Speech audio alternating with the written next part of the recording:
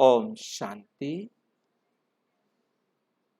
आज 2 अगस्त 2022 आज की साकार मुरली रंगीन बड़े बड़े अक्षरों में पढ़ें, सुने और मंथन करें। मीठा मीठा बाबा कहते, मीठे बच्चे पढ़ाई का सिमरण करो तो कभी भी किसी बात में मूंझेंगे। क्या करो?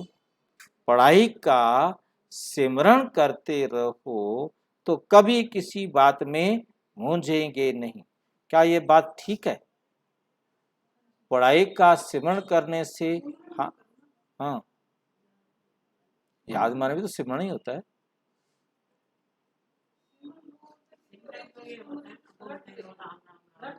अच्छा, तो हमें क्या कर, बाबा ने तो कहा सिमरण, सिमरण माना याद। आप यहाँ पर सिमरण का मतलब याद ही लो, ठीक है। अब याद ले रहे हो, सिमरण ले रहे हो, एक ही बात है। तो याद करने से कभी भी किसी बात में मूंझेंगे नहीं। याद है, क्योंकि बाबा ने जो हमें श्रीमत दी है, जो हमें सलाह दी है, रोजाना हमें सलाह दे रहे हैं, वो सलाह हमें याद है और हम उस सलाह पर चलें। हमें सलाह याद ना हो कि हमने क्या करना है। अब ऐसी सिचुएशन आ गई है, हमें क्या करना है, हमें याद है तो हम उस सिचुएशन पर चल पड़ेंगे, तो हम मूंझेंगे नहीं। अब हमें नहीं पता कि अब ये आए तो क्या करना है, तो हम अटक जाएंगे ना। तो बहुत सीधी सी बात है कि मान लो कि आपकी दादी है, आपकी सास है, आपके कोई बुजुर्ग है और उसने आपको बताया है कि ऐसी मुसीबत आ जाए, ऐसे हो जाए तो ऐसे करना। अब वो बता के बेशक चली गई, शरीर भी छोड़ दिया, कई सालों भी गुजर गए, परंतु आज वो बात आपके सामने आई है तो आपको याद आ गया कि दादी ने कहा था ऐसा हो तो ऐसे करना, और आपने वैसा किया। आपकी समस्या क्या हो गई? हल हो गई। अब इसी पर उसकी जगह पर परम पिता परमात्मा कहते, मैं आपको रोजाना हर बात पर क्या करना है, कैसे करना है, रोजाना समझा रहा हूं।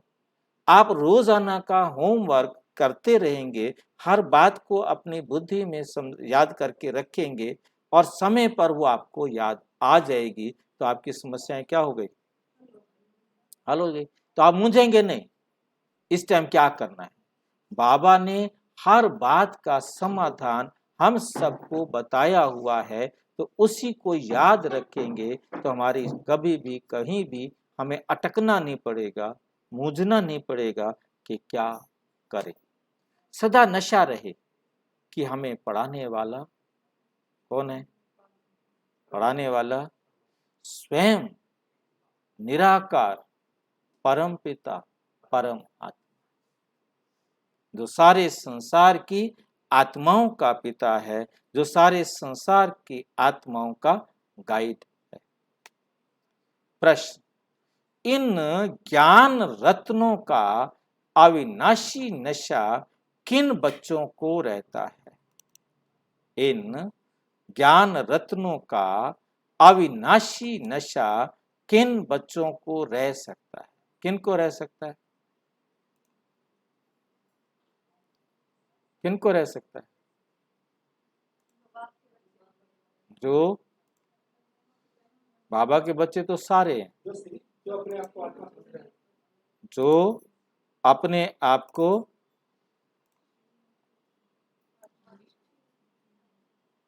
जो गरीब बच्चे हैं, अलग होती है ना, बाबा कोई अलग ही बात बताएगा ना। जो गरीब बच्चे ही बाप द्वारा पद्मा पदम पति बनते हैं। जो गरीब बच्चे होते हैं ना, वो दुखी होते हैं। अमीर तो सुखी है, उसके पास सारा कुछ है, नशा है उनको अपने धन का, अपने साधनों का, अपने सुविधाओं का। गरीब के पास अभाव है, वही ढूंढ रहा है, ठीक है। तो गरीब बच्चे ही बाप द्वारा पद्मा पदम पति बनते हैं। पद्मा पदम पति क्या होता है? पदम माना कमल, पवित्र, है ना। उनको समझ में आता है कि हम पवित्र बने। गरीब झूठ बोल सकता है, चोरी कर सकता है, ठगी कर सकता है, परंतु अमीर की अपेक्षा कम। आज के इस कलयुग में गरीब झूठ, चोरी, ठगी जो भी कर सकता है, मैं ये नहीं कहता कि नहीं कर सकता, क्योंकि नर्क है, परंतु एक अमीर की निस्बत कम। अमीर तो बना ही चोरी पर है, अमीर तो बैठा ही झूठ के ढेर पर है, उसके तो पाप ही बहुत बड़े बड़े हैं, उसके छोटे पाप तो हैं ही नहीं।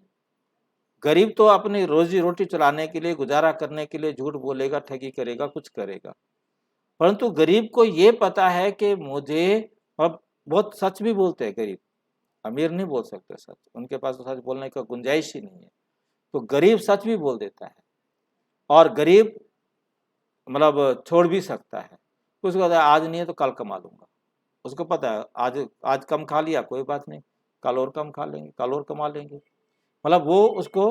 तो बाबा गरीब निवास है, तो जो गरीब बच्चे हैं उनको ही परमात्मा की तलाश होती है, और जब परमात्मा मिल जाए तो उसकी श्रीमत पर चलना उसके लिए क्या होता है, सहज, सहज होता है।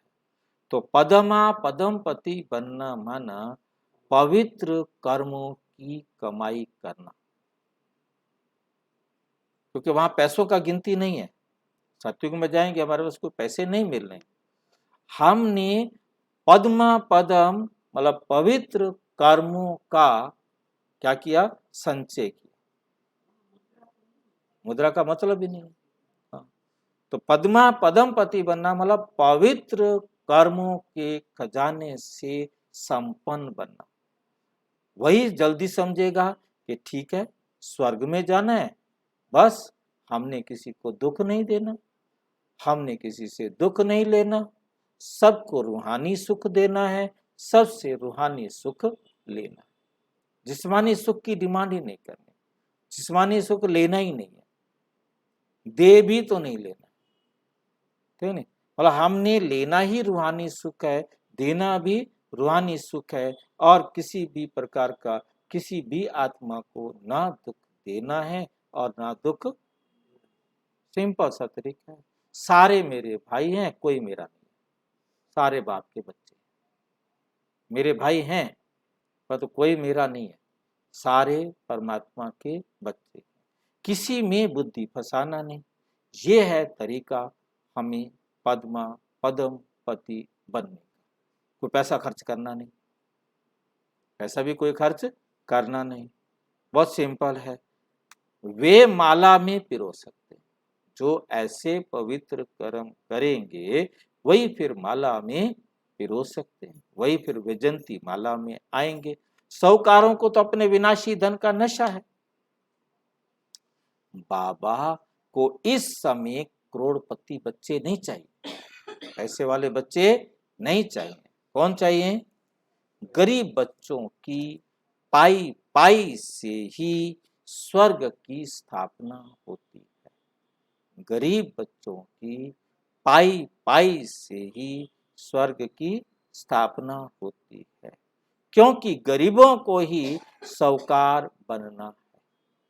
गरीबों को क्या बनना है, साहूकार बनना है। गीत, इस पाप की दुनिया से दूर, कहीं दूर ले चल। ओम शांति। मीठे मीठे बाप दादा के बच्चे जानते हैं कि हम अभी ऐसी जगह में चल रहे हैं जहां दुख का नामो निशान ही नहीं, जहां दुख का नामो निशान ही नहीं है, जिसको नाम ही है सुखधाम। हम कहाँ जा रहे हैं, जिसका नाम ही है सुखधाम। हम उस सुखधाम व स्वर्ग के मालिक थे। सुखधाम में तो सतयुग ही था, जब सुखधाम था तो क्या था, सतयुग था, देवी देवताओं का राज्य था। अभी जो तुम ब्राह्मण बने हो तो तुम हो ब्रह्मा मुख वंशावली। तो तुम कौन हो? ब्रह्मा मुख वंशावली। तुम लिखते भी हो, क्या लिखते हो? शिव बाबा, केयर ऑफ ब्रह्मा बाबा, पांडव भवन, माउंट आबू, राजस्थान। आज आपको एड्रेस मिल गया। ठीक है, भगवान को चिट्ठी लिखनी हो, एड्रेस समझ में आया? नहीं है लिखने की, चलो। और चिट्ठी लिखनी हो तो एड्रेस याद रखो, शिव बाबा, केयर ऑफ ब्रह्मा बाबा, ठीक है, प्रजापिता ब्रह्मा कुमारी ईश्वरीय विश्वविद्यालय, पांडव भवन, माउंट आबू, राजस्थान। और एक एड्रेस है, टेलीफोन करना हो तो, हाँ क्या है वो? टेलीफोन करने का नंबर क्या है? भूल गए? नहीं, 0 तो नहीं होता है। ये तो आप भूल गए तो गड़बड़ है, बाकी कोई भूल जाता तो कोई बात नहीं। हाँ है तो 0 से ही, परंतु 0 नहीं। टेलीफोन नंबर भी आपको देते, उसके लिए टेलीफोन भी खरीदने की जरूरत नहीं है, बिना टेलीफोन के कर सकते हैं। हाँ बता रहा हूँ, वो तो बताना ही पड़ेगा ना, वरना तो सारे सारे दुखी हो जाएंगे ना। बिना टेलीफोन के टेलीफोन कर सकते हो। हाँ, 3 3 0। उसके अंदर इसका विधि बताता हूँ, क्यों ये 0 0 0 3 0 दिया, क्योंकि उसका विधि भी जानना बहुत ज़रूरी है, ठीक है नहीं? तो सबसे पहले क्या होता है कि हम जो मोबाइल करते हैं, फ़ोन लगाते हैं, उसमें 0 तब लगाया जाता है जब हमें एसटीडी करना हो। एसटीडी करना होता है तो हम क्या लगाते हैं उसमें? 0 लगाते हैं, ठीक है कि नहीं? और 2 0 लगाते हैं जब हमें इंटरनेशनल करना है, हमें देश से बाहर फ़ोन करना है, तो उसके लिए हम 2 0 लगाते हैं, ठीक है? तो यहाँ लगाने हैं 3 0, और यहाँ पहला 0 लगाना है। पहला 0 लगाते हैं ना तो मोबाइल समझ जाता है कि ये इंडिया में कॉल नहीं कर रहा, ये इंडिया से एसटीडी कॉल कर रहा है, लोकल नहीं कर रहा, ये एसटीडी कॉल कर रहा है, ठीक है? इंडिया में ही है, परंतु ये अपने लोकल शहर से बाहर जा रहा है, 0 लगते ही, ठीक है कि नहीं? तो इसी प्रकार से हम आत्मा है, जैसे ही मैं आत्मा 0 समझा, मैं देह से बाहर हो गया। मैं देह से बाहर हो, मैं देह से अलग हो गया ना, ये मेरा शरीर है। किया हुआ कोई बात नहीं, मतलब ये शरीर है। जैसे ही मैंने समझा मैं आत्मा शून्य हूँ, 0 हूँ, तो मैं अलग, शरीर अलग, 2 चीजें हो गई, थे नहीं? बाहर हो गए ना, लोकल से हम बाहर आ गए। दूसरा, ये वर्ल्ड जो है, ये ड्रामा भी 0 है, तो मैं इस वर्ल्ड से भी बाहर हो गया। अब तीसरा 0 परमात्मा, अब कनेक्शन जुड़ जाएगा। अब आप बाबा से जितनी देर बात करो, क्योंकि आपने देह से निकलना है, इस वर्ल्ड से निकलना है, और फिर तो आप और आपका बाबा, फिर कितनी देर बात करो, है नहीं? कितनी देर भी बात करो, अब आपको कोई रोक नहीं सकता, कोई पैसा नहीं लग सकता, कुछ नहीं लगना, आप घंटों बाबा के साथ बात करो। ये 2 0 लगते ही, तीसरी 0 लगते ही आप क्या हो जाते हैं? सीधे एकदम बाहर, है नहीं? इस देह से बाहर, इस संसार से बाहर, और सीधा परम पिता परमात्मा के पास, ठीक है क्या नहीं? तो हम फिर जुड़ जाते हैं। ये है हमारा टेलीफोन नंबर, जिसके लिए टेलीफोन भी नहीं चाहिए। आग लगी हो, बाढ़ लगी हो, कहीं फंसे हो, तुरंत याद दिलाएं। हाँ जी, नेटवर्क की भी जरूरत नहीं है, नेटवर्क की भी जरूरत नहीं है। सिर्फ जब चारों तरफ आग लगी हुई हो, उस समय तुरंत पहले देश से न्यारे, फिर वर्ल्ड ड्रामा, जो कुछ भी संसार में हो रहा है वो राइट हो रहा है, हम शांति। अब सीधा परमात्मा से अपना कनेक्शन जोड़ो, और बाबा की श्रीमत पर अपने आप को बिजी करो। तो यह भी तुम अभी जानते, बरोबर हमारी चढ़ती कला है। हमारी क्या है? अब चढ़ती कला है, चढ़ती कला और उतरती कला को तुम बच्चों ने अच्छी रीति समझा है। चढ़ती कला को तुम बच्चों ने क्या समझा है? अच्छी रीति समझा है। तुम ये भी समझते हो भारत जब चढ़ती कला में था तब उन्हों को देवी देवता कहते थे। उन्हों को देवी देवता कहते थे। अभी उतरती कला में, इसलिए उन्हें देवी देवता कह नहीं सकते। अभी अपने को मनुष्य समझते हैं। मंदिरों में जाकर देवी देवताओं के आगे माथा टेकते हैं, समझते हैं ये होकर गए हैं, ये कभी थे। ये सब समझते हैं, हम भी ये समझते थे, चाहे वो भगत हो चाहे आप भी, मतलब ये कभी थे, होकर गए हैं। कब कब थे ये नहीं, मतलब ये वंडरफुल, ये समझते हैं कि ये कभी यहां थे, परंतु ये कब यहां थे ये कोई नहीं जानता, क्योंकि वेदों में ही लिख दिया नेति नेति। हम नहीं जानते कि कब कैसे परमात्मा आया या इस शरीर को रचा, कैसे ये ड्रामा चला, कैसे शुरू हुआ और कैसे खत्म होगा, हम इसके बारे में कुछ भी नहीं जानते।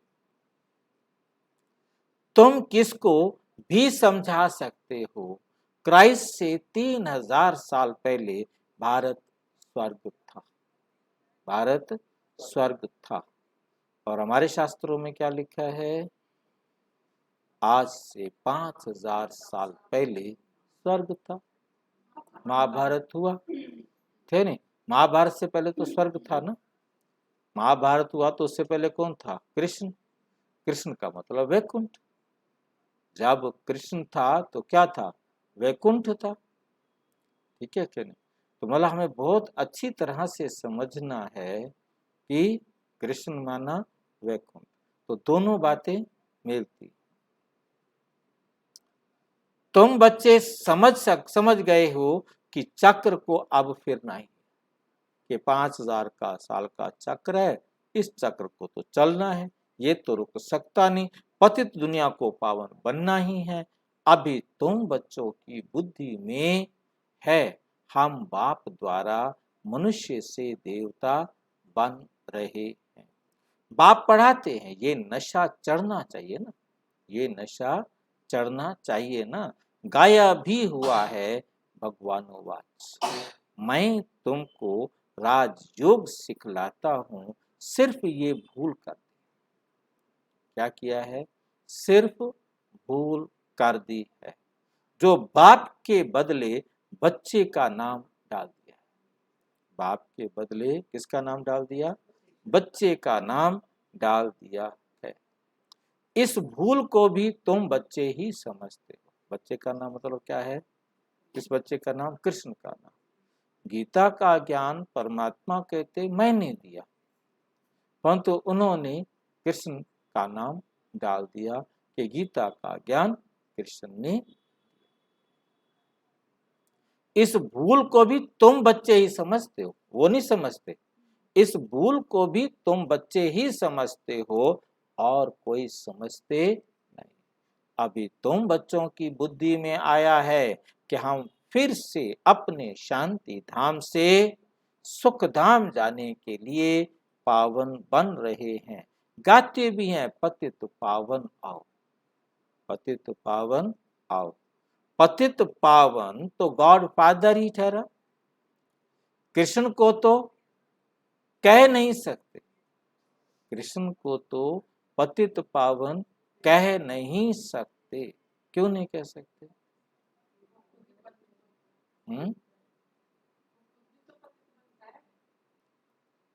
कृष्ण भगवान है भाई। अच्छा, वो बच्चा है, नंबर 1 वो बच्चा है, बड़ा तो है ही नहीं, वो बच्चा है। दूसरा, हाँ, वो भी संदीपनी गुरु के पास पढ़ने के लिए जाता है, उसने भी जन्म लिया, परंतु दुनिया वालों के दिमाग में है कि वो भगवान है। तो वो सतयुग में होता है। जब कृष्ण होता है तो कोई पतित होता ही नहीं, सारे ही पावन होते हैं। और जब दुनिया पतित होती है तो सबसे पहले पतित कौन बनता है? कृष्ण ही पतित। तो जब सारे पतित होते हैं तो कृष्ण कृष्ण के रूप में नहीं आता। कृष्ण केवल एक ही बार कृष्ण के रूप में होता है। वो रूप पूरे कल्प में 84 जन्म लेता है, परंतु 84 जन्मों में कभी भी वो रूप उसे नहीं मिलता। इसलिए कृष्ण जब होता है तो कोई पतित नहीं होता, यानी जब कृष्ण पतित होता है या दुनिया पतित होती है तो कृष्ण भी पतित होता है। तो वो पतित बनता है तो पावन बनाने वाला परमात्मा होगा, भगवान होगा, गॉड फादर होगा। कृष्ण को तो कह नहीं सकते। ये बात बुद्धि में सिमरण करते रहना, ये बुद्धि में याद रखना है कि कोई भी देहधारी भगवान नहीं हो सकता। स्कूल में बच्चों की बुद्धि में पढ़ाई का सिमरण चलता है, तभी तो पेपर में पास होते हैं। यदि पढ़ाई को याद ना करे, उसको घर जाकर रिवाइज ना करे, कापियों में नोट ना करे, बार बार रिवीजन ना करें तो पास नहीं हो सकते। तुम भी अगर ये सिमरण करते रहेंगे तो कभी मूंझेंगे नहीं। जो बाबा रोजाना हमें पढ़ा रहा है ये याद रख करते रहेंगे। जानते हो, अब हमारी चढ़ती कला है। अब हमारी क्या है? चढ़ती कला है। सेकंड में जीवन मुक्ति भी गाई हुई है। और जैसे ही सेकंड में क्या मिलेगी हमको? जीवन मुक्ति। कैसी मिलेगी? मिलेगी सेकंड में जीवन मुक्ति जितना हमने पुरुषार्थ करके अपने आप को बनाया होगा, जितना हमने पुरुषार्थ करके अपने आप को बनाया होगा। सेकंड में जीवन मुक्ति भी गाई है। बच्चा पैदा हुआ और वर्षे का अधिकारी बना। बच्चा पैदा हुआ और वर्षे का हकदार बना। यहां तुमको जीवन मुक्ति का राज्य भाग्य मिलता है। यहां मिलता है आपको जीवन मुक्ति का राज्य भी और भाग्य भी। और किससे मिलना है? वो बाप से, परम पिता परम आत्मा से। ये भी जानते हो, बेहद के बाप से भारत को बेहद का वर्षा। बेहद का बाप माना सारे यूनिवर्स की आत्माओं का पिता। कंप्लीट कोई भी आत्मा नहीं बचती जिसका पिता वो ना हो। और बेहद का वर्षा माना कंप्लीट जो परमात्मा के पास है वो सारा का सारा हर आत्मा को देते। मतलब कोई चीज छुपा के नहीं रखते, सारा का सारा देते। अब लेने वाले की मर्जी है कि वो परमात्मा से कितना ले। हाँ जी, हर एक अपनी मर्जी है, जितना पुरुषार्थ करेगा उतना लेगा। परंतु परमात्मा तो सबको सारा का सारा ही देते हैं ना।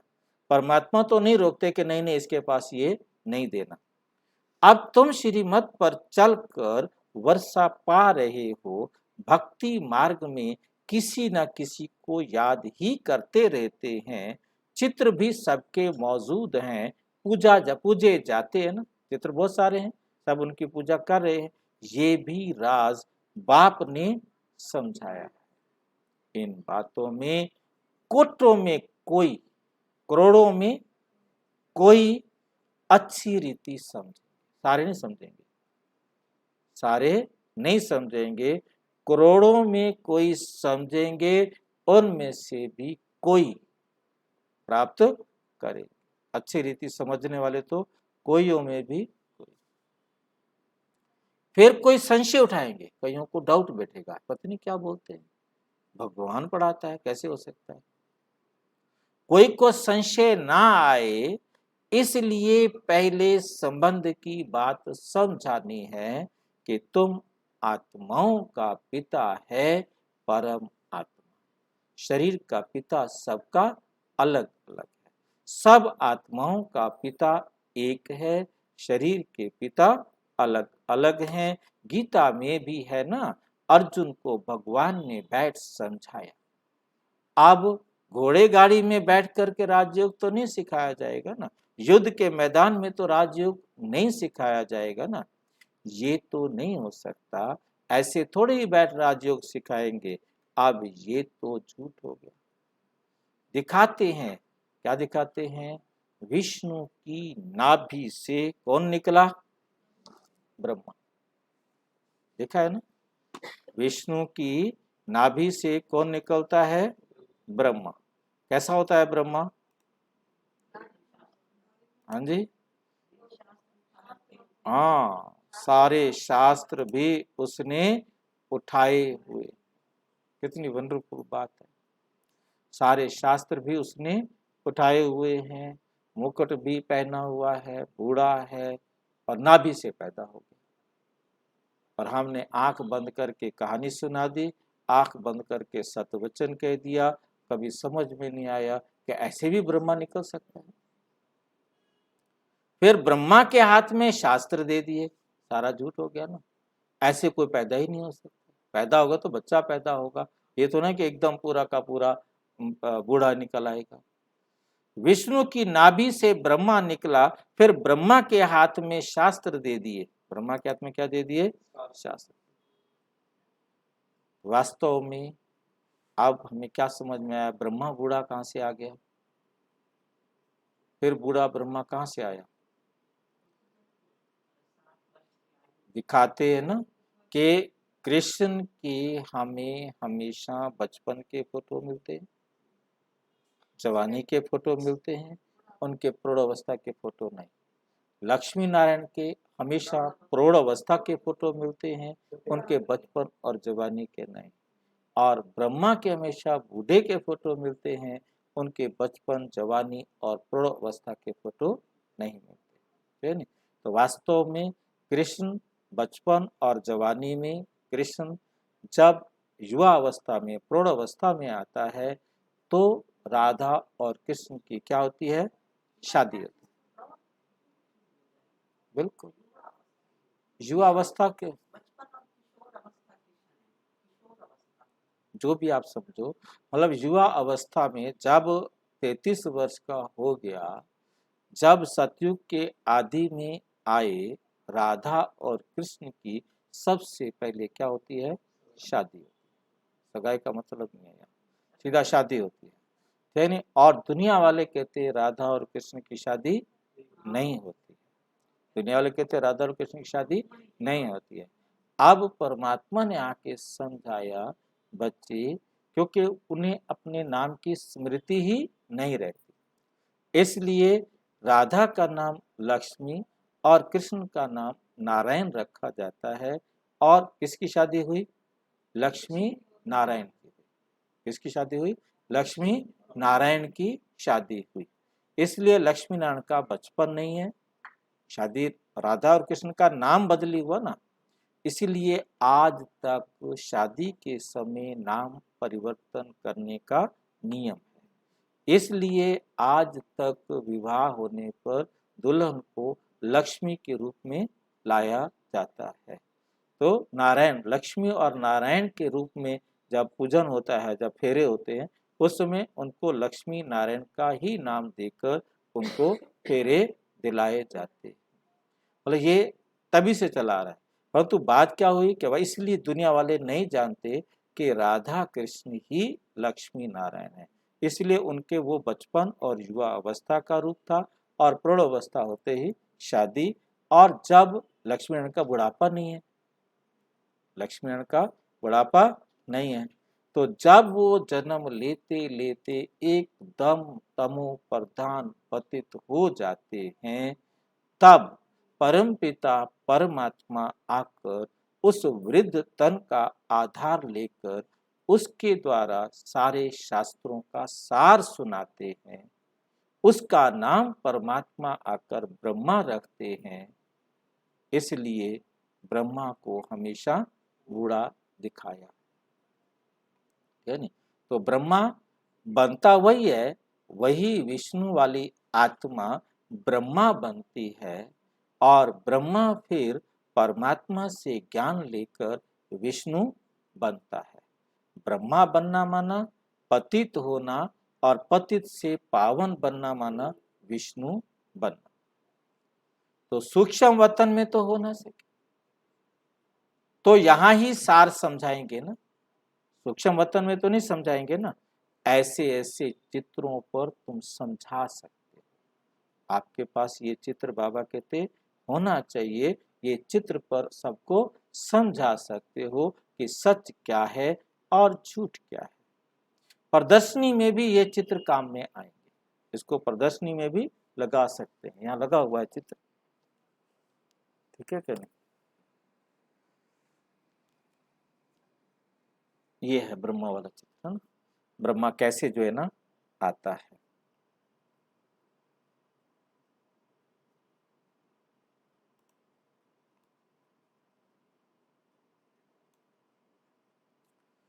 देखा है, इधर इधर ये वाला देखे, देखा हुआ ना चित्र का, नहीं नहीं वो वाला चित्र, मतलब इसमें दिखाया है कि नारायण जो है लेटे हुए हैं, और लक्ष्मी जो है पांव दबा रही है, फिर जादू का खेल शुरू होता है, विष्णु की नाभि से जो है ना एक कमल निकलना शुरू करता है, और वो कमल फिर, हाँ, वो फिर ब्रह्मा बन जाता है। स्पष्ट हुआ, हाँ जी।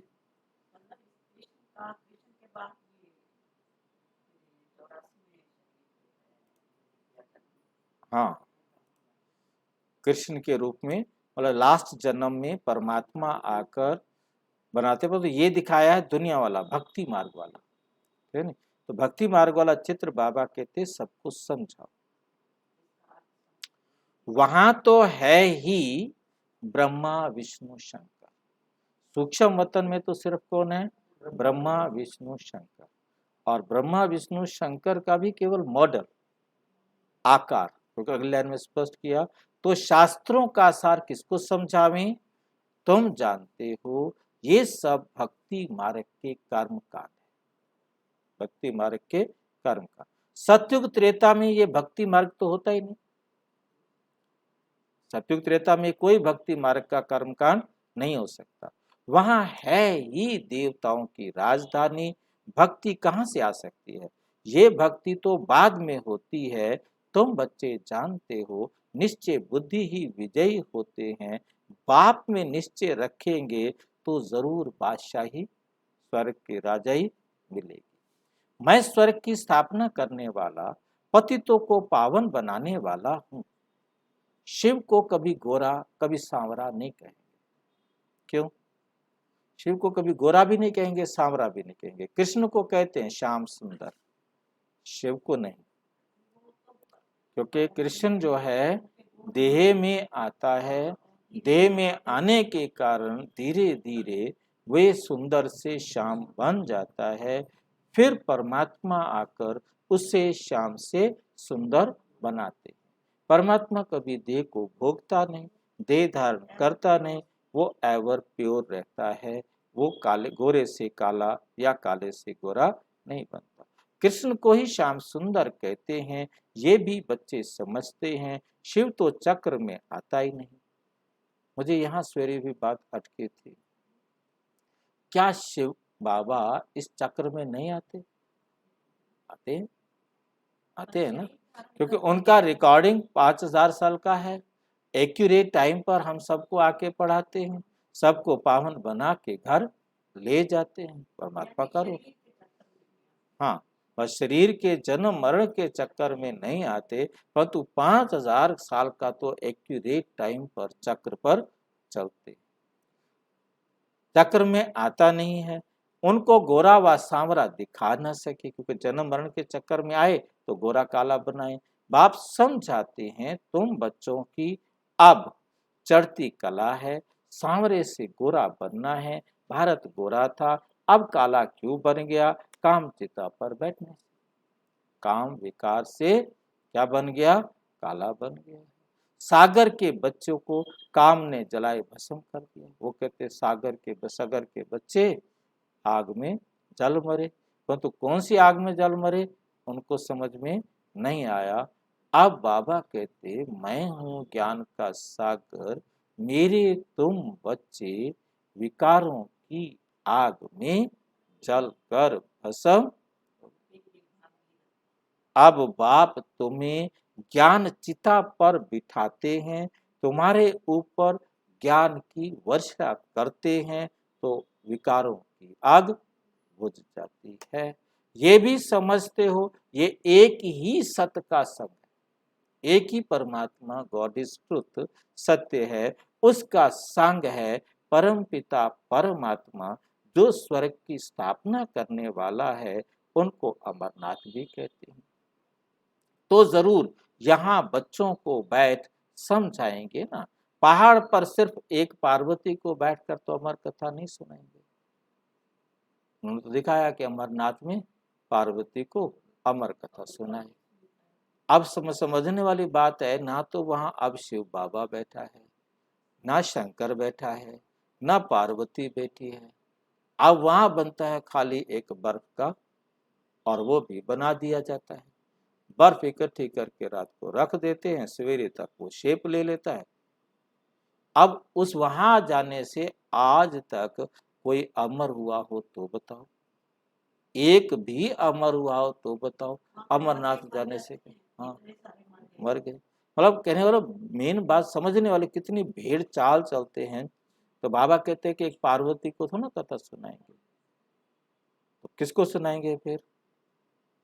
सभी पार्वती, हम सभी आत्माएं, हम सभी कौन है? पार्वतन से आई हुई पार्वतनी आत्माएं पार्वतियां हैं। क्योंकि हम सबको अमर कथा सुनाने का कारण क्या है? क्योंकि हम सारे मरने वाला समझ बैठे हैं। जो मरने वाला समझता हो उसी को तो अमर किया जाए। आप परमात्मा ने आकर हमको अमर कथा सुनाकर क्या कर दिया? अमर। हम कभी मर ही नहीं सकते, हम आत्मा हैं और हम अमर हैं। ये है अमर होना। वो सुना नहीं सकते ना, नहीं तो कबूतर सुन ले तो सबको अमर कर देते। यदि पार्वती जागती रहती वो सबको अमर कर देती।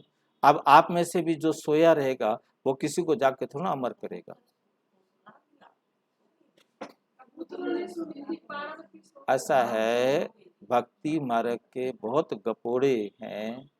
एक गपोड़ा तो है कि कबूतर ने सुनी, वो जो है ना क्या हो गया बता नहीं सकता, है ना। हाँ वो जो भी कहो। अब उसके बाद क्या होता है, दूसरा मैंने आपको सुनाया था, तोते ने सुनी, बताया था नहीं? बताया था अभी। तोते ने कैसे सुनी थी मुझे भी पता नहीं था, क्योंकि मैं चला गया जाके देखूं भागवत सुनाते हैं वहाँ, तो वहाँ जा देखूं उनको बताऊं कि तुम क्या सुनाते हो और क्यों सुनाते हो। वहाँ गया तो कोई था ही नहीं, एक दो उनके चेले बैठे हुए थे। तो मैंने उनसे बात किया तो देखा तो एक तोता लटका हुआ था। मैंने कहा तोता क्यों लटका रखा है? कहते आपको नहीं मालूम? हाँ। हाँ नहीं मुझे नहीं मालूम। कहते ये शुकदेव हैं। मैंने कहा कमाल हो गया। हाँ ये शुकदेव जिसने भागवत सुनाई, ये अमर कथा है भागवत, है नहीं? तो कैसे भागवत अमर कथा हो गई?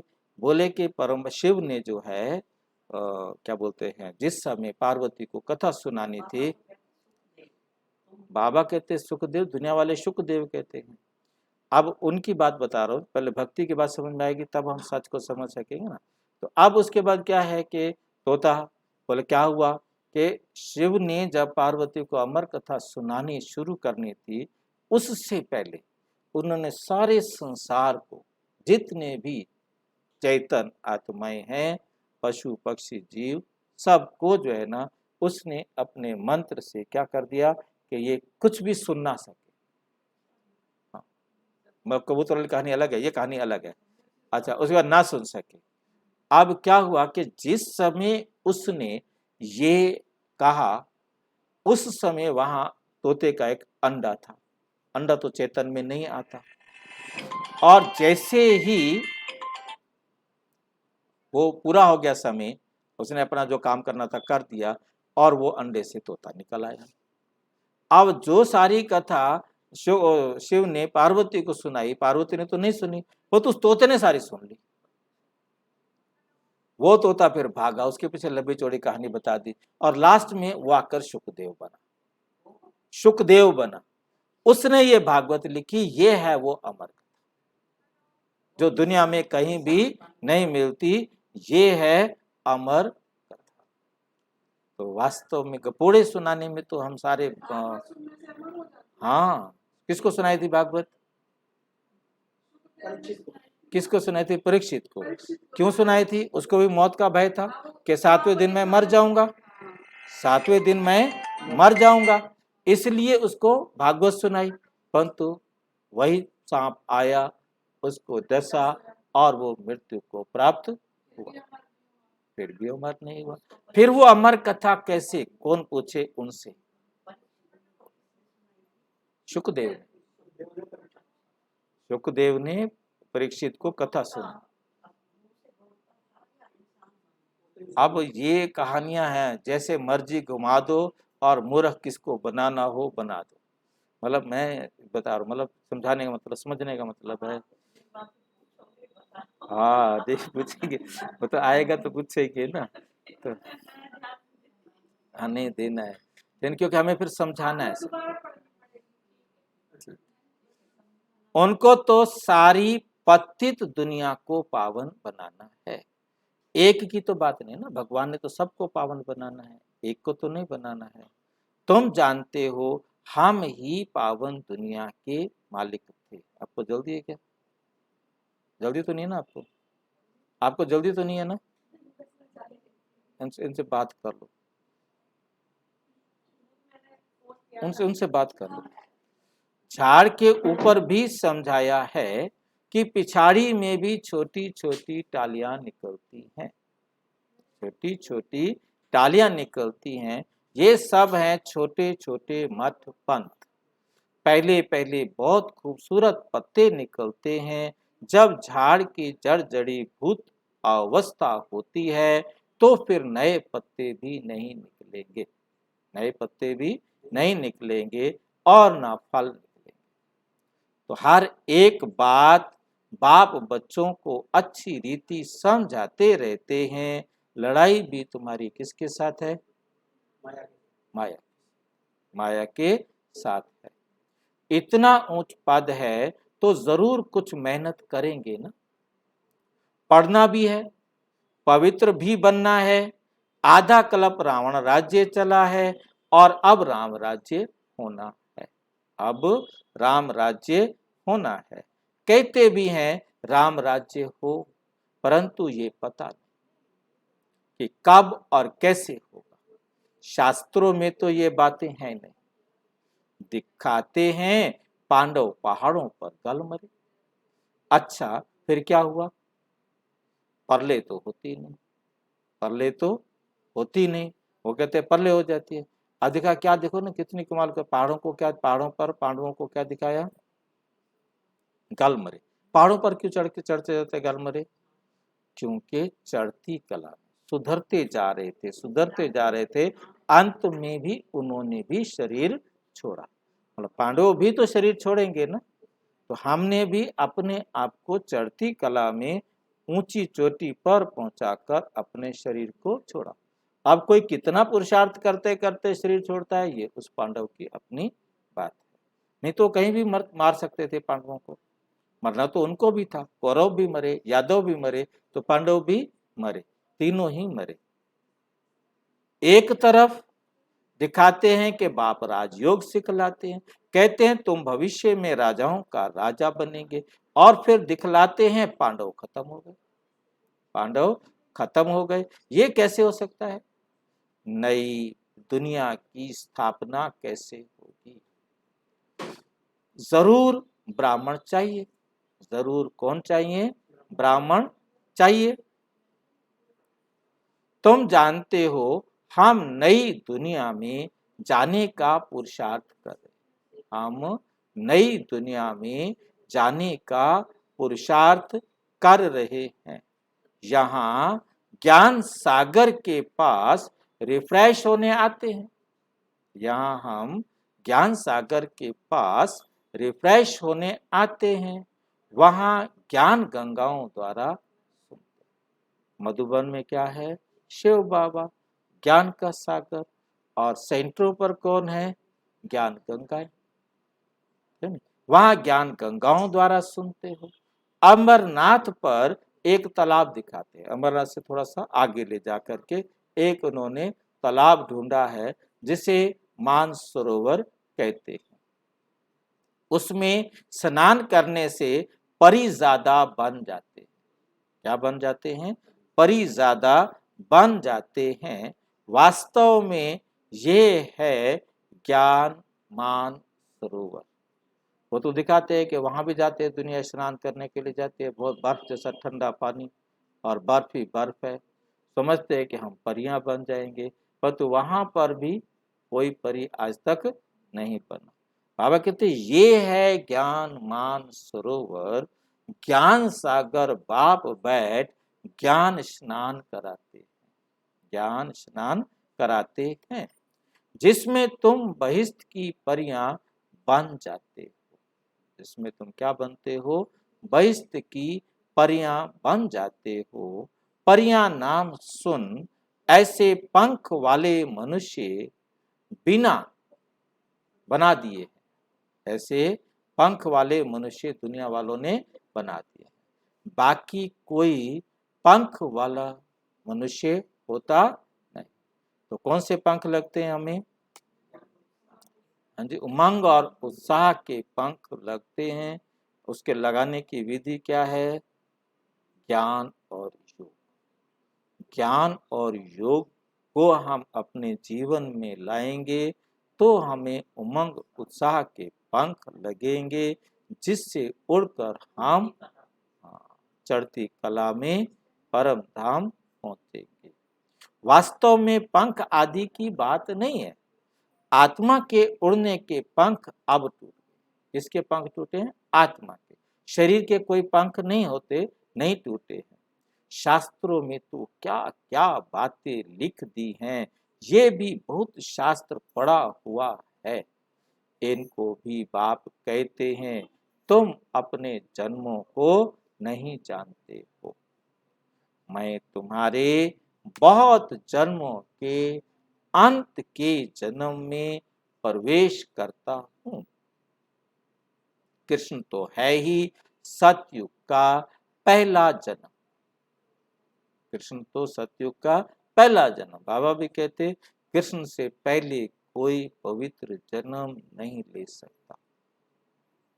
राधा भी नहीं ले सकती, और चाहे वो कितना भी देर से लेती है, क्योंकि बाबा ने मुरली में कहा है कृष्ण ही सबसे पहली आत्मा है जो निर्विकारी जन्म लेती है। सबसे पहला जन्म कृष्ण का। और उसमें ये बात स्पष्ट की कि आत्मा जैसे ही गर्भ में प्रवेश करती है यहीं से जन्म होता है, ना कि बाहर आने के बाद। स्वयंवर के बाद फिर लक्ष्मी नारायण बन जाता है। भाई 9 महीने के बाद बच्चा जन्म लेता है, वो तो समझते हैं कि यहाँ जन्म हुआ, इस टाइम के हिसाब से जन्म कुंडली बनाते हैं। बाबा कहते आत्मा ने तीसरे महीने जब गर्भ में प्रवेश किया उसी समय ही उसका जन्म होता है। सबसे पहले जन्म जो है इसका होता है कृष्ण। तो जो श्री नारायण था वे बहुत जन्मों के अंत में अब साधारण है। अब साधारण है। फिर जरूर उनके ही तन में आना पड़े। कई कहते हैं भगवान पतित दुनिया में कैसे आएंगे? भगवान पतित दुनिया में कैसे आएंगे? ना समझने के कारण कृष्ण का नाम डाल दिया है। पता नहीं ना कौन है भगवान, उनको दिखाई नहीं दिया, तो उन्होंने किसका नाम डाल दिया? कृष्ण का नाम डाल दिया, जो सबसे पावन है। क्यों इसका नाम डाला? क्योंकि वो सबसे पावन है। दूसरा क्यों डाला? क्योंकि उसने अपने आप को पवित्र बनाया। अब उनको ये समझ में नहीं आया किसने पवित्र बनाया, क्योंकि सबसे पावन बना है ना, इसलिए उसका नाम डाल दिया। बनाने वाला उनको दिखाई नहीं दिया, क्योंकि बनाने वाला है गुप्त।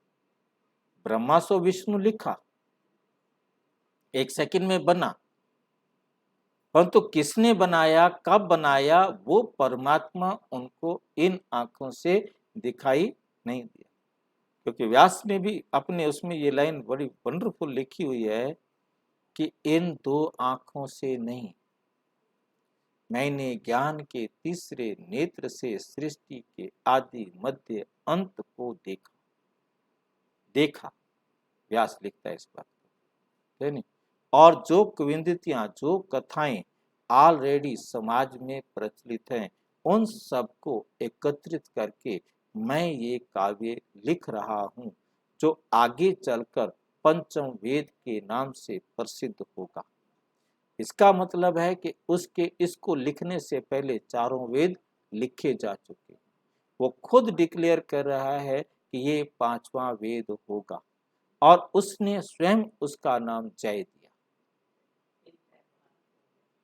फिर जय से भारत, भारत से फिर महाभारत। तो इस प्रकार से उसका नाम धीरे धीरे परिवर्तित हुआ। मतलब मेरे यहाँ कहने मतलब कि उसने भी बुद्धि से देखा, याद किया। हो सकता है उसके पास जो भी समझ हो, जो भी, परंतु वो जो देख पाया, जो समझ पाया, जो कुछ भी उसको समझ में आया, उसने, क्योंकि परमात्मा को तो देख नहीं सकता था, अब परमात्मा उसको दिखाई नहीं दिया, कृष्ण उसको दिखाई दिया, तो उसने वो किंवदंतियां, कथाएं कहाँ से आई थी, प्रचलित कैसे हुई? क्योंकि वो भी उसी समय की बात है ना, कि जो परिवर्तन हुआ पृथ्वी में, धरती के टुकड़े टुकड़े हुए, तो जो आत्माएं जिनके शरीर सुरक्षित आए थे, उन्होंने अपने बच्चों को बताया कि हम जहां रहते थे वो स्वर्णिम दुनिया थी। तो वो कहानियां चलती आ रही थी ना, पीढ़ी दर पीढ़ी, लिखा तो नहीं किसी ने उसको, परंतु वो कहानियां चलती आ रही थी, और उन्हीं कहानियों के आधार पर उन्होंने, व्यास ने इकट्ठा जोड़ करके कि स्वर्णिम दुनिया थी, ऐसा था वैसा था, और वर्तमान तो उसके सामने था ही था कि महाभारत का रूप कैसे बनता है। तो उसने अपना एक पुट उसको दे दिया। अब श्री कृष्ण को सारे तो भगवान मानेंगे नहीं, भगवान तो निराकार है, उनका नाम शिव मशहूर है, प्रजापिता ब्रह्मा तो यहाँ है सूक्ष्म वतन में, तो ब्रह्मा विष्णु शंकर है, ये अच्छी रीति समझना चाहिए, धारणा बहुत अच्छी चाहिए। आपस में एक दो को ये याद दिलाना चाहिए, बाबा को याद करते हो, 84 के चक्र को याद करते हो, अब घर जाते हो, ये पुरानी दुनिया, पुराना वस्त्र सब त्याग करना है।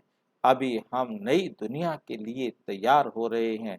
पुरानी दुनिया का नशा नहीं रहता है, ये है अविनाशी ज्ञान रत्नों का नशा। वो नशा टूटना मुश्किल होता है, गरीबों का नशा टूट जाता है। बाप कहते हैं मैं गरीब निवाज हूं, आते भी गरीब हैं। आजकल तो करोड़पति को ही पैसे वाला कहा जाता है। करोड़पति को आजकल नहीं, जिस टाइम मुरली कही होगी, आजकल तो करोड़पति सारे हैं। लखपति को पैसे वाला, हाँ, नहीं कहेंगे। बाबू कहते हैं लखपति को पैसे वाला नहीं कहेंगे, करोड़पति को पैसे वाला कहेंगे। आज तो करोड़पति भी पैसे वाले नहीं है, उससे भी बड़े बड़े बड़े। करोड़पति तो कुछ नहीं, करोड़पति तो कुछ भी नहीं आता। वे तो ये ज्ञान उठा नहीं सके। बाप कहते हैं हमको करोड़ अरब तो चाहिए ही नहीं, अब क्या करेंगे, हमको गरीबों के पैसे से स्वराज्य की स्थापना करनी है, हम पक्का व्यापारी भी है, ऐसे थोड़े ही फालतू लेंगे जो फिर देने पड़ेंगे, तुम्हारा मट्टा सट्टा है। इसलिए भोलानाथ कहा जाता है, गरीब से गरीब ही माला में पिरोए जाते हैं, सारा मदार पुरुषार्थ पर है, इसमें पैसे की बात नहीं। पढ़ाई की बात में गरीब अच्छा ध्यान देंगे, पढ़ाई तो एक है ना, गरीब अच्छा पढ़ेंगे, क्योंकि साहूकारों को तो पैसे का नशा रहता है।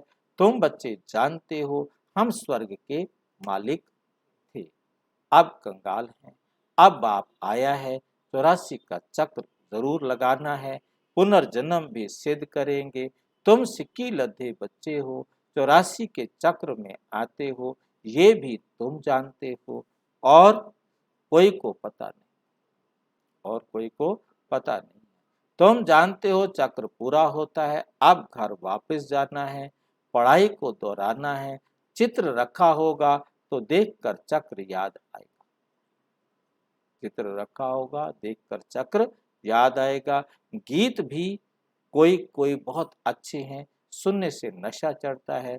तुम अब शिव बाबा के बने हो, वर्षा तुमको अब निराकार से मिल रहा है साकार द्वारा।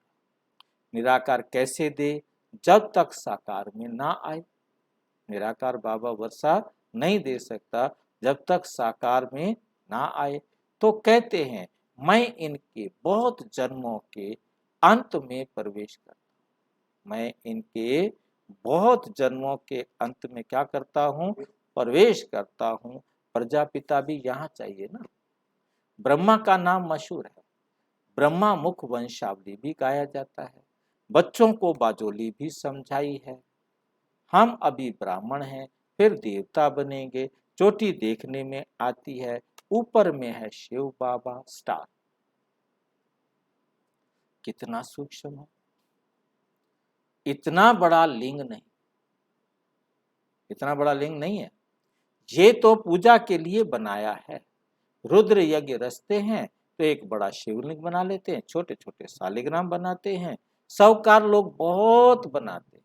ये सब भक्ति मार्ग में शुरू होता है। द्वापुर से पहले है 16 कला, फिर त्रेता में 14 कला, फिर कलाएं कम होती जाती हैं, अभी तो कोई कला नहीं है। ये बाप बैठ समझाते हैं, बाप और कोई तकलीफ नहीं देते हैं। नोट करते जाओ, पतियों के पति को कितना टाइम याद किया, पतियों के पति कौन है, पतियों का पति कितना याद किया, ये नोट करो। अव्यभिचारी सगाई चाहिए, रिश्ता कैसा चाहिए, अव्यभिचारी। एक बाप को ही याद करना है, किसी दूसरे को याद किया तो सगाई कैंसल, टूट गई। मित्र संबंधी आदि सब भूल जाए, कोई याद ना रहे, ना मित्र संबंधी कोई भी, बच्चा भी, पति भी, कोई भी याद नहीं, सारे याद हैं, सबके साथ है, परंतु हमने कहना शिव बाबा का एक से ही प्रीत रखनी है बस। जैसे जिससे वो जितनी बात करने के लिए परमात्मा कहे उतनी बात करो उसके साथ, उससे फालतू बात।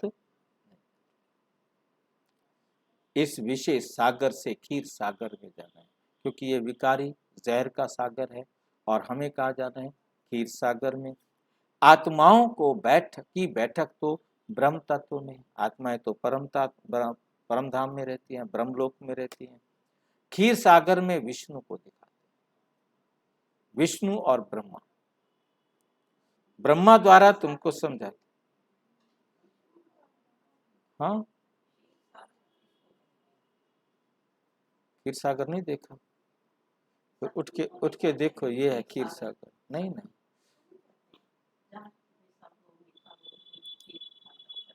नहीं नहीं, खीर सागर जहाँ विष्णु लेटा हुआ है, लक्ष्मी बैठकर उनके चरण दबा रही है, ये है खीर सागर। यहाँ ब्रह्म विष्णु की नाभि से ब्रह्मा क्यों निकला, आपका क्वेश्चन ये होगा क्यों निकला यहाँ पर। एक्चुअल में क्या है कि देवता जाते हैं नारायण के पास, जाकर कहते हैं हमारी पृथ्वी को राक्षस पाताल में ले गए हैं, त्राई हो हमें बचाओ। तो विष्णु क्या करते हैं, आंखें बंद कर लेते हैं, जादू का खेल शुरू होता है, ब्रह्मा पैदा हो जाता है। अब ब्रह्मा के नाक से वराह अवतार होता है, ब्रह्मा के नाक से वराह संत है ना, सुअर के मुख वाला देवता पैदा होता है। वो फिर जा करके असुरों का नाश करके पाताल से पृथ्वी को अपनी नाक पर, एक सींग होता है उसके नाक पर, अपने सींग पर पृथ्वी लाकर देवताओं को देता है। अब यहाँ पर मैंने कई बार पोस्टमार्टम किया इस कहानी का, कि पहला पोस्टमार्टम ये कि क्षीर सागर यदि इस पृथ्वी से कहीं बाहर है जहाँ नारायण लेटा हुआ है, क्योंकि पृथ्वी को तो पाताल में ले गया राक्षस, तो देवता वहां जाते हैं और देवता वहां प्रार्थना करते हैं और नारायण फिर ब्रह्मा को जन्म देते हैं। ब्रह्मा के नाम से वराह अवतार होता है।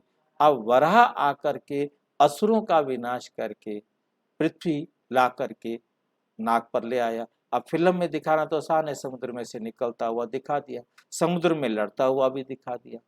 अब ये बात आती है समुद्र के नीचे ले गया है, इसी पृथ्वी के अंदर पृथ्वी को ले गया है, क्या मतलब हुआ? मतलब कहानी को पोस्टमार्टम, अब ये समझ में नहीं आती ना कि वो क्या चाहते हैं, क्या दिखाना चाहते हैं। उनकी नजर में पाताल इस समुद्र के नीचे जो है ना, क्या है, पाताल नारायण के पास, नारायण के पास करेंगे ना, वो परमात्मा को जानते नहीं ना भाई, वो परमात्मा को जानते नहीं, वो सारे के सारे क्षीर सागर में आए। आप देखेंगे यहाँ पर देवताएं भी खड़े हुए दिखाते हैं फिल्म में जो दिखा, यही है ना, देवताएं पृथ्वी के देवताएं जाते हैं नारायण के पास और नारायण को जाकर रिक्वेस्ट करते हैं हमारी पृथ्वी राक्षस पाताल में ले गए हैं। अब आध्यात्मिक रहस्य ये बनता है कि हम सारे परमात्मा को पुकारते हैं, हम परमात्मा को पुकारेंगे, परंतु वो दुनिया वाले नारायण को ही भगवान समझते हैं ना। हाँ, वास्तव में हम देवता थे, हमारा जब करेक्टर डाउन हो गया, हमारा चरित्र जब पाताल में चला गया, तो हम दुखी हुए और हमने परमात्मा को पुकारा। परमात्मा ने ब्रह्मा के मुख से आकर हमें ज्ञान सुनाया, जिस ज्ञान से फिर ये आसुरी दुनिया, दैवी दुनिया बन गई। तो ये है क्षीर सागर। हाँ, ब्रह्मा जब संपूर्णता को प्राप्त हुआ तो विष्णु बन गया, कृष्ण बन गया। हाँ, प्लानिंग है शिव बाबा की, परमात्मा की प्लानिंग। वो परमात्मा नारायण को समझते हैं ना, वो तो किसी और को परमात्मा समझते हैं। फिर तुम विष्णुपुरी क्षीर सागर में चले जाएंगे, जहाँ कोई दुख ही नहीं, जहाँ सुखी सुख है। अब बाप कहते हैं माम एकम याद करो, और कोई तकलीफ नहीं देते, सिर्फ कहते हैं हे आत्माएं मुझे याद करो, मैंने तुमको पाठ बजाने भेजा था, तुमको याद दिलाते हैं कि तुम ना अंगे अशरीरी आए थे, पहले पहले तुम देवता बन स्वर्ग में आए। भगवान जब सबका बाप है तो सबको स्वर्ग में जाना चाहिए ना, सबका पिता है, परंतु सब धर्म तो आ नहीं सकते।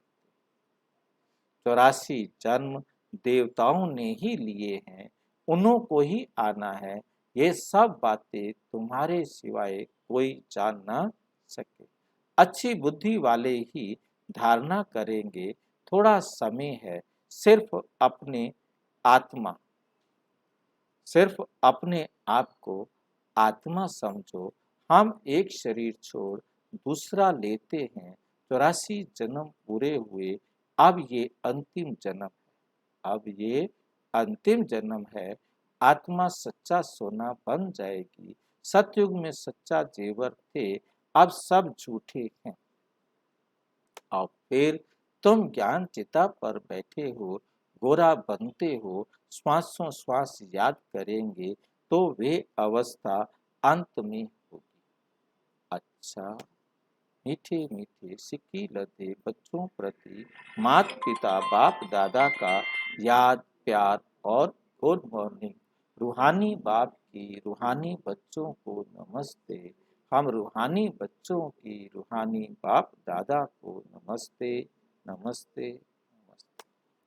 धारणा के लिए मुख्य सार।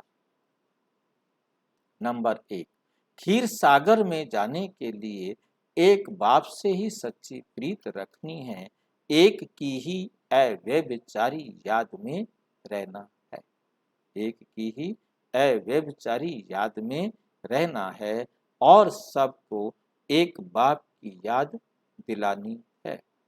नंबर 2, विनाशी धन का नशा नहीं रखना। विनाशी धन का नशा नहीं रखना, ज्ञान धन के नशे में स्थायी रहना है, पढ़ाई से ऊंच पद पाना है। वरदान। बाप की मदद द्वारा उमंग उत्साह और अथकपन का अनुभव करने वाले कर्म योगी हो। बाप की मदद द्वारा अथकपन का अनुभव करने वाले कर्म योगी बनो। कर्म योगी बच्चों को कर्म में बाप का साथ होने के कारण एक्स्ट्रा मदद मिलती है। कोई भी काम भल कितना भी मुश्किल हो, लेकिन बाप की मदद उमंग उत्साह हिम्मत और अथकपन की शक्ति देने वाली है। जिस कार्य में उमंग उत्साह होता है वे सफल अवश्य होता है। बाप अपने हाथ से काम नहीं करते, हाथ ही नहीं करे कैसे, अपने हाथ से कोई काम नहीं करते, लेकिन मदद देने का काम जरूर करते। कैसे करते होंगे मदद?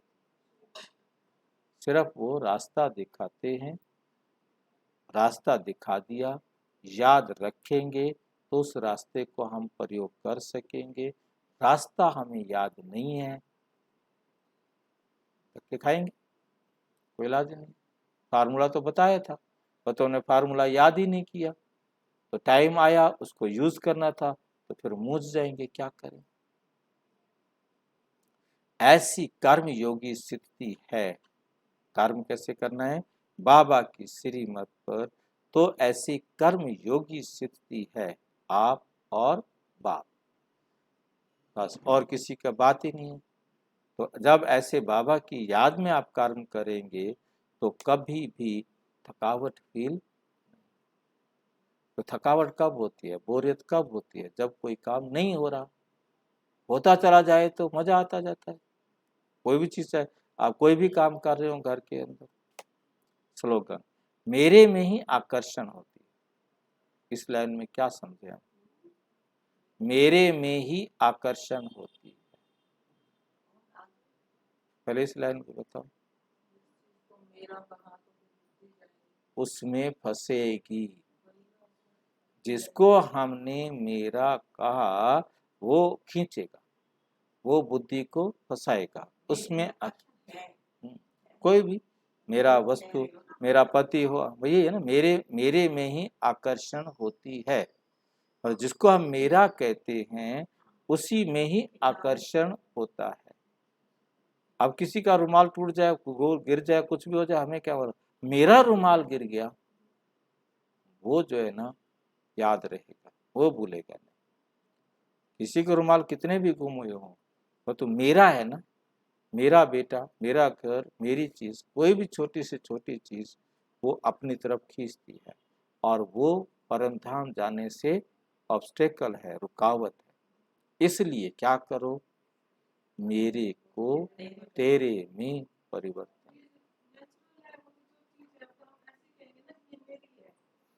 और कह दो मेरी है, बस मेरी है कहो, फंस गए। अब मेरी आपने कह दिया तो फंस गए।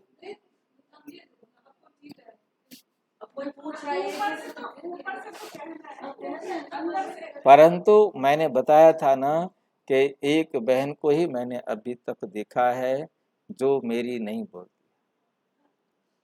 वो तुरंत कहेगी ये बाबा की, हाँ ये मेरे बाबा की है। तो बाबा, मेरे बाबा तो कहना है ना। और किसी के आपके पास क्यों आएगी? उड़ीसा के जो सेंटर के इंचार्ज है वो लेक्चरर रिटायर है, और वो कभी भी मैं और मेरा नहीं बोलते, कभी भी नहीं बोलते। मतलब आत्मा, अपने को वो आत्मा ही बताएगी, मैं आत्मा।